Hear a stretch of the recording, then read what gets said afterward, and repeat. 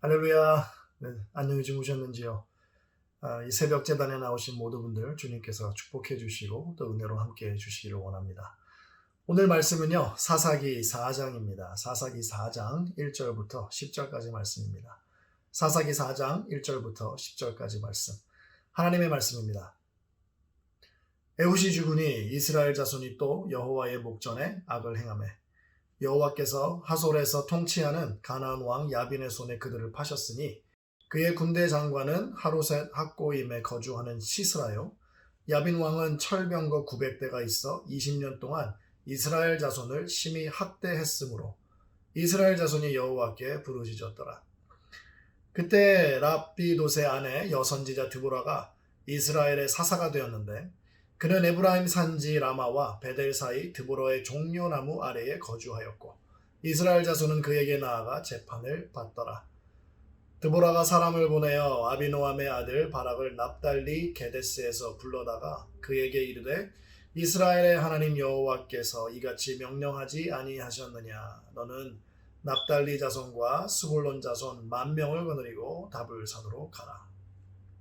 내가 야빈의 군대 장관 시스라와 그의 병거들과 그의 무리를 기손강으로 이끌어 내게 이르게 하고 그를 내 손에 넘겨주리라 하셨느니라. 바락이 그에게 이르되 만일 당신이 나와 함께 가면 내가 가려니와 만일 당신이 나와 함께 가지 아니하면 나도 가지 아니하겠노라 하니 이르되 내가 반드시 너와 함께 가리라. 그러나 내가 이번에 가는 길에서는 영광을 얻지 못하리니 이는 여호와께서 시스라를 여인의 손에 파실 것임이니라 하고 드보라가 일어나 바락과 함께 게데스로 가니라. 바락이 스불론과 납달리를 게데스로 부르니 10,000명이 그를 따라 올라가고 드보라도 그와 함께 올라가니라. 아멘. 기도하시겠습니다. 할렐루야. 아버지 하나님 감사합니다. 이 새벽 깨워주시고 주님의 말씀으로 인도해 주시고 말씀으로 붙잡아 주시고 은혜 주시고 또 만져주시니 감사합니다. 주님 이 시간 우리의 심령 가운데 주님의 말씀을 넣어주시고 새겨주시고 또한 오늘 하루도 주님 말씀 가지고 주님을 영화롭게 해드리는 우리 모두가 될 수 있도록 아버지 하나님께서 은혜로 다스려 주시옵소서. 모든 말씀 예수님의 이름으로 기도드렸사옵나이다. 아멘. 사사기는 악순환의 반복이 계속되는 것을 보여주죠. 이스라엘의 타락과 또 죄를 통한 하나님에 대한 배반, 또 그것 때문에 하나님께서 이스라엘을 심판하시고 또 징계하시는 장면들이 나오고 또 그로 인해서 너무 힘들고 고통스러우니까 또 회개를 합니다. 회개를 하면 또 하나님께서는 자비를 베풀어 주시고 또 사사를 일으켜 주셔서 사사를 통해서 이스라엘을 구원해 주시죠. 그리고 평안을 누리게 해 주십니다. 이것들이 계속해서 돌아가죠. 사사기는 죄, 심판, 회개, 그리고 하나님의 자비, 평안 이 5가지가 계속해서 반복이 됩니다.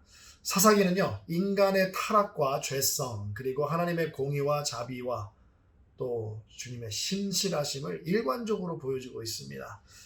오늘 말씀은요, 네 번째 사사죠. 유일한 여자 사사인 드보라에 관한 역사를 기록하고 있습니다. 시작부터 사사기의 순환 첫 번째, 바로 이스라엘의 죄악을 기록하고 있죠. 사사였던 에훗이 죽은 다음에 이스라엘 자손이 또 다시 여호와의 목전에 악을 행합니다. 그들이 저지른 죄악에 대해서 하나님께서는 심판을 하시는데 이번에는 가나안 왕 야빈을 통해서 이스라엘에게 벌을 주십니다. 사무엘하 7장 14절을 보게 되면 하나님께서 친히 이스라엘의 아버지가 되어 주셔서 아들된 이스라엘이 죄를 범하게 되면 사람의 매와 인생의 채찍으로 징계하실 것이다 라고 기록을 하고 있습니다. 하나님의 징벌은 실제로 삶 가운데 일어납니다. 그리고 많이 힘들고 어렵고 고통스러운 일입니다.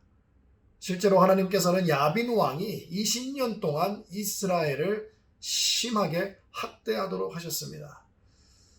아무리 심한 죄를 지어도 그렇지 어떻게 20년 동안을 벌하시냐라고 물을 수 있을 것 같아요. 그렇지만 사사기가 우리에게 반복적으로 보여주고 있는 그 인간의 타락과 죄, 그리고 하나님의 공의와 자비와 신실함을 우리가 가지고 묵상을 해본다면 이스라엘이 20년 동안 회개하지 않았기 때문에 징벌이 20년 동안 이어져 왔다라는 것을 우리는 알 수가 있을 것입니다. 그들이 회개했는데도 불구하고 하나님께서 20년 동안 벌을 주신 것이 아니라 이스라엘 백성이 하나님의 벌을 받고 있음에도 불구하고 회개를 하지 않았다는 것이죠. 인간의 죄성은 이렇게 매우 고집스럽습니다.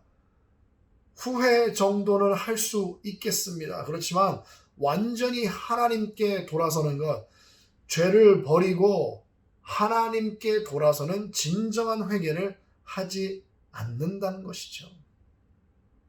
안타까운 것이 무엇이냐면 더 이상 자기 스스로 손을 쓸 수 없을 때, 인생의 모든 것이 걸려 있을 때에 울며 불며 회개하는 경우가 참 많은 것 같습니다. 마지막 끝까지 왔을 때에 그때까지 회개하지 않고 그때 가서야 회개하는 우리의 모습들, 그 모습이 바로 오늘의 말씀에 나오는 이스라엘과 많이 겹치는 것 같습니다. 20년 동안을 심하게 학대당해 오면서 이젠 더 이상 견딜 수 없는 선까지 왔다라고 아마 느꼈겠죠. 그래서 죄 가운데 살면서 그 죄로 인해 어려움에 처했을 때 자기 스스로 어떻게 좀 해보려고 몸부림쳤는데도 안 되니까 그제서야 하나님께 부르짖는 모습을 보여주는 것 같습니다.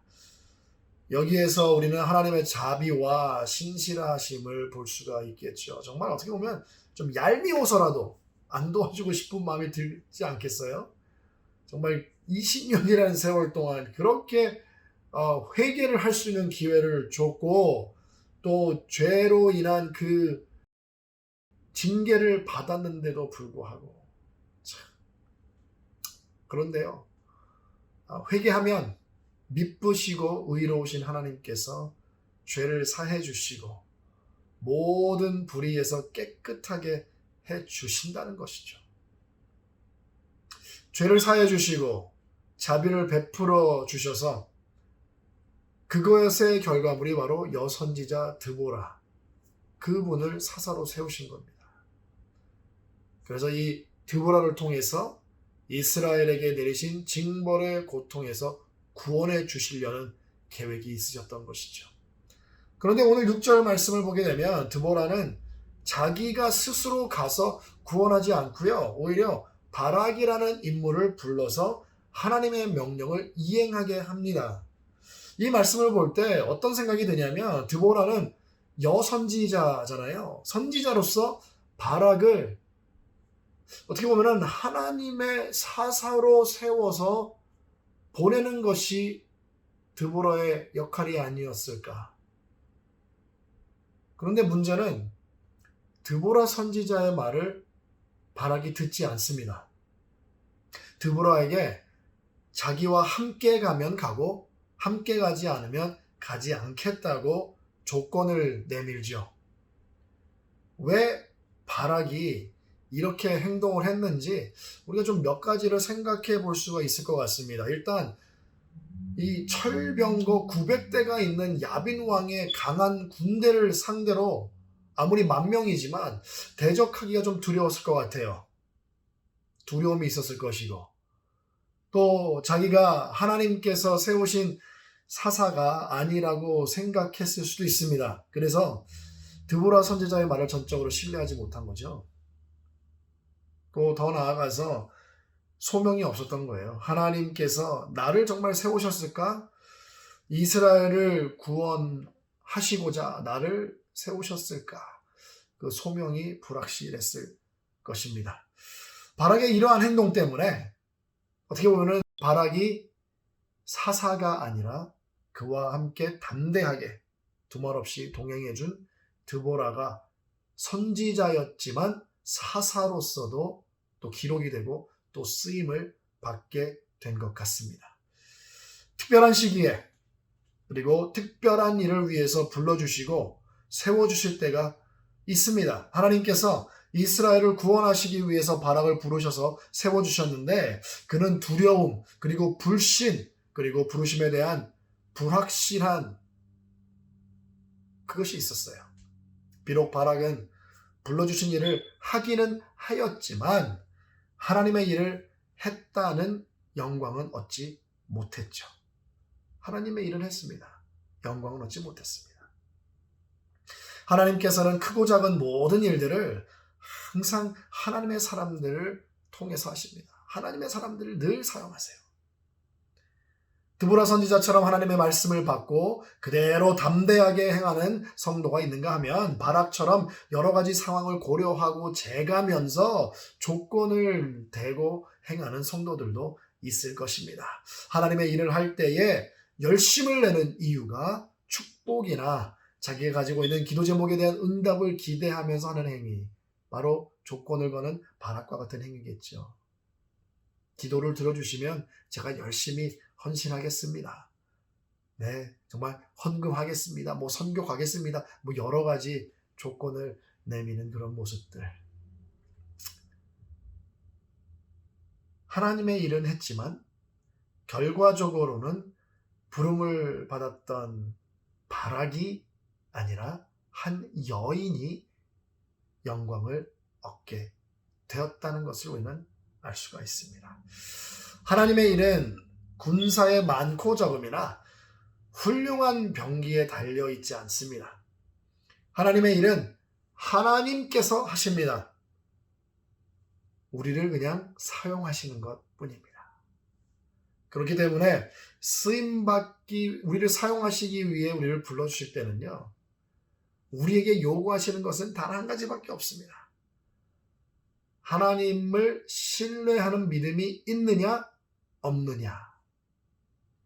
사랑하는 성도 여러분, 주님께서 여러분들을 오늘이라는 특별한 시간 속에서 특별한 일을 위해서 세상 가운데로 불러주셨습니다. 드보라처럼 영광을 얻은 드보라처럼 그리고 또 영광을 얻은 한 여인처럼 세상에 철병거 따위는 안중에 두지 않고 그냥 오직 주님만 신뢰하고 믿고 순종하며 나아가는 여러분 되시기를 바랍니다. 일은 하나님께서 하십니다. 그리고 순종하는 여러분들을 통해서 회복을 가져다 주시며 여러분들을 높여 주실 것입니다. 기도하시겠습니다. 할렐루야. 아버지 하나님 감사합니다. 아버지 하나님 오늘도 어김없이 우리를 불러주시고 또 주님의 일을 하도록 능력과 달란트와 은사를 주신 주님의 은혜와 축복에 감사를 드립니다. 아버지 하나님, 우리를 불러주셔서 우리를 사용하시지만 일은 주님께서 하십니다. 우리를 통해서 하십니다. 그래서 그 일을 통해서 우리는 주님을 나타내고 영광을 드리며 주님은 우리를 통하여서 일을 성취하시고 또 우리를 높여주십니다. 아버지 하나님, 그 축복을 우리가 오늘 주님의 말씀에 순종하여서 받아 누리는 하루가 될 수 있도록 주님 붙잡아 주시옵소서. 오늘 하루도 아버지 하나님 우리를 지켜주시고 보호해 주시고 치유하시고 회복시켜 주시옵소서.